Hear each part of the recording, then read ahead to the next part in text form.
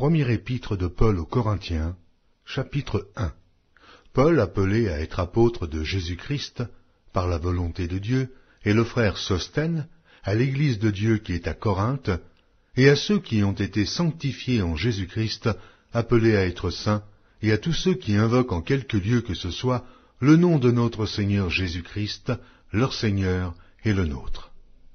Que la grâce et la paix vous soient données de la part de Dieu notre Père et du Seigneur Jésus-Christ.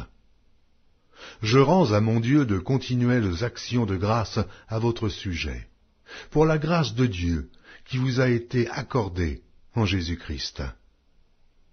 Car en lui vous avez été comblés de toutes les richesses qui concernent la parole et la connaissance, le témoignage de Christ ayant été solidement établi parmi vous, de sorte qu'il ne vous manque aucun don, dans l'attente où vous êtes de la manifestation de notre Seigneur Jésus-Christ. Il vous affermira aussi jusqu'à la fin, pour que vous soyez irréprochables au jour de notre Seigneur Jésus-Christ. Dieu est fidèle, lui qui vous a appelés à la communion de son Fils, Jésus-Christ, notre Seigneur. Je vous exhorte, frères, par le nom de notre Seigneur Jésus-Christ, à tenir tous un même langage, et à ne point avoir de division parmi vous, mais à être parfaitement unis dans un même esprit et dans un même sentiment. Car, mes frères, j'ai appris à votre sujet, par les gens de Chloé, qu'il y a des disputes au milieu de vous. Je veux dire que chacun de vous parle ainsi. Moi je suis de Paul, et moi d'Apollos, et moi de Céphas, et moi de Christ. Christ est-il divisé? Paul a-t-il été crucifié pour vous? Ou est-ce au nom de Paul que vous avez été baptisés?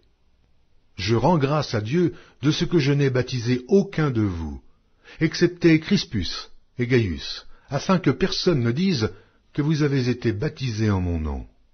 J'ai encore baptisé la famille de Stéphanas. Du reste, je ne sache pas que j'ai baptisé quelque autre personne. Ce n'est pas pour baptiser que Christ m'a envoyé, c'est pour annoncer l'Évangile, et cela sans la sagesse du langage, afin que la croix de Christ ne soit pas rendue vaine. Car la prédication de la croix est une folie pour ceux qui périssent, mais pour nous qui sommes sauvés, elle est une puissance de Dieu. Aussi est-il écrit, je détruirai la sagesse des sages, et j'anéantirai l'intelligence des intelligents. Où est le sage? Où est le scribe? Où est le disputeur de ce siècle? Dieu n'a-t-il pas convaincu de folie la sagesse du monde? Car puisque le monde avec sa sagesse n'a point connu Dieu dans la sagesse de Dieu, il a plu à Dieu de sauver les croyants par la folie de la prédication. Les Juifs demandent des miracles, et les Grecs cherchent la sagesse. Nous prêchons Christ crucifié.